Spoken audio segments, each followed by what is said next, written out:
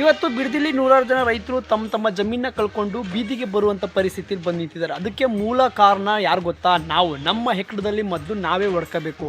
ಅವತ್ತು ಎಲೆಕ್ಷನ್ ಟೈಮಲ್ಲಿ ಅವರು ಕೊಡುವಂಥ ಎಂದ್ಲು ಕಾಸಿಗೆ, ಅವರು ಕೊಡುವಂಥ ಬಿಟ್ಟು ಯೋಜನೆಗಳಿಗೆ ನಮ್ಮನ್ನು ನಾವು ಮಾರಿಕೊಂಡು ಎಲೆಕ್ಷನಲ್ಲಿ ಅವ್ರನ್ನ ಗೆಲ್ಲಿಸಿ ವಿಧಾನಸೌಧಕ್ಕೆ ಕುಂಡಿಸೋದಕ್ಕೆ ಇವತ್ತು ನಮ್ಮ ಜಮೀನ ಕಳ್ಕೊಂಡು ನಾವು ಬೀದಿಗೆ ಬರುವಂಥ ಪರಿಸ್ಥಿತಿಲಿ ಬಂದು ನಿಂತಿದ್ದೀವಿ. ಇಷ್ಟೆಲ್ಲ ಹೋರಾಟ ಮಾಡೋದು ಯಾಕಪ್ಪ ಯೋಜನೆ ನಿಲ್ಸೋಕ್ಕಾಗ್ತಲ್ಲ ಅಂತಂದರೆ ನಮ್ಮ ಒಗ್ಗಟ್ಟಲ್ಲಿರುವಂಥ ಬಿರುಕು. ಬೆಳಗಾಮಲ್ಲಿ ಇಷ್ಟು ಜನ ಲಕ್ಷಾಂತರ ಜನ ಸೇರಿದ್ರಲ್ಲ, ಅವರು ಒಂದೇ ಪಕ್ಷದವರಲ್ಲ. ಈ ಹೋರಾಟಕ್ಕೆ ಬರಬೇಕಾದ್ರೆ ಎಲ್ಲ ಪಕ್ಷ ಭೇದನ ಮರೆತು ನಾನೊಬ್ಬ ರೈತ ಅಂತ ನಿಂತ್ಕೊಂಡು ಹೋರಾಟ ಮಾಡುತ್ತೆ. ಇವತ್ತು ಹೋರಾಟಕ್ಕೆ ಒಂದು ಗೆಲುವು ಸಿಕ್ಕಿದೆ. ಅದೇ ಥರ ನಮ್ಮ ಬಿಡದಿಯಲ್ಲಿ ಎಲ್ಲ ರೈತರು ಒಗ್ಗಟ್ಟಾಗಬೇಕು. ಎಲ್ಲ ಪಕ್ಷ ಭೇದನ ಮರೆತು ಒಗ್ಗಟ್ಟಾಗಿ ಬೀದಿಯಲ್ಲಿ ನಿಂತ್ಕೊಂಡು ಹೋರಾಟ ಮಾಡಿದ್ರೆ ಈ ಯೋಜನೆಯೆಲ್ಲ ಯಾವ ಯೋಜನೆಯನ್ನು ಸರ್ಕಾರದವರು ಜಾರಿ ಮಾಡೋಕ್ಕಾಗಲ್ಲ.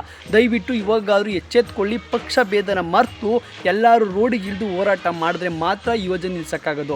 ಒಂದು ವಿಚಾರ ಹೇಳೋಕ್ಕೆ ಇಷ್ಟಪಡ್ತೀನಿ. ನೀವೇನಾರು ನಿಮ್ಮ ಜಮೀನಿಗೆ ಒಳ್ಳೆ ಬೆಲೆ ಸಿಗ್ತದೆ ಅಂತ ಏನಾದರೂ ನೀವು ಜಮೀನ ಮಾರಿಕೊಂಡು ಮುಂದೆ ನಿಮ್ಮ ಮಕ್ಕಳನ್ನ ಆ ಫ್ಯಾಕ್ಟ್ರಿ ಮುಂದೆ ಭಿಕ್ಷೆ ಬೇಡೋ ಪರಿಸ್ಥಿತಿ ಬಂದು ನಿಲ್ಸ್ಕೊಬೇಡಿ. ದುಡ್ಡು ಯಾವತ್ತಾದರೂ ಸಂಪಾದನೆ ಮಾಡ್ಬೋದು, ಆದರೆ ಜಮೀನನ್ನ ಒಂದು ಸರಿ ಕಳ್ಕೊಂಡ್ರೆ ಮತ್ತೆ ಪಡ್ಕೊಳಕ್ಕಾಗಲ್ಲ. ಇವತ್ತಾದರೂ ಎಚ್ಚೆತ್ಕೊಂಡು ನಿಮ್ಮ ಜಮೀನನ್ನ ನೀವು ಉಳಿಸ್ಕೊಳ್ಳಿ. ಯಾವುದೇ ಕಾರಣಕ್ಕೂ ಮಾರಕ್ಕೆ ಹೋಗಬೇಡಿ ಅನ್ನೋ ಕೇಳೋಕ್ಕೆ ಇಷ್ಟಪಡ್ತೀನಿ.